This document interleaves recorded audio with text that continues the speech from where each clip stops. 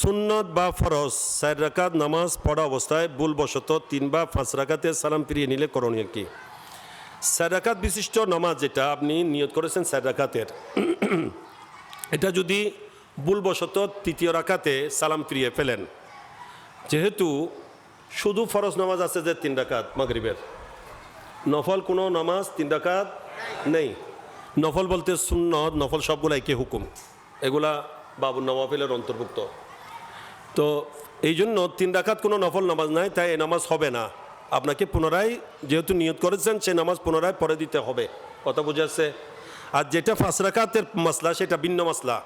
5 রাকাতের বিষয়টা হচ্ছে, যদি আপনি 4 রাকাত নামাজ পড়তে গিয়ে 5 রাকাত পড়ে ফেলেন, সেখানে দুইটা অবস্থা আছে। একটা হলো আপনি 4 রাকাতে বসেছেন, 4 রাকাতে বসেছেন, এরপর উঠে 5 রাকাত পড়েছেন, আরেক রাকাত পড়েছেন, তখন কিন্তু আপনি সুসেজদা দিলে আপনার 4 রাকাত নামাজ হয়ে যাবে, 1 রাকাত এটা নষ্ট হবে। আর যদি আপনি সালাম ফিরানোর আগেই 5 রাকাত হচ্ছে এটা জেনে যদি আরেক রাকাত পড়ে দেন, তাহলে 2 রাকাত অতিরিক্ত এগুলো নফল নামাজ হয়ে যাবে। কথা বুঝে আসছে? জি।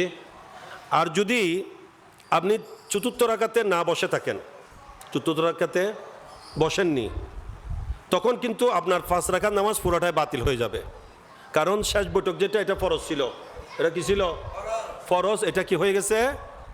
আপনার ফৌত হয়ে গেছে। ফরজ ফৌত হয়ে গেলে আর নামাজ থাকে না। কথা বুঝে আসছে? আল্লাহু আলম।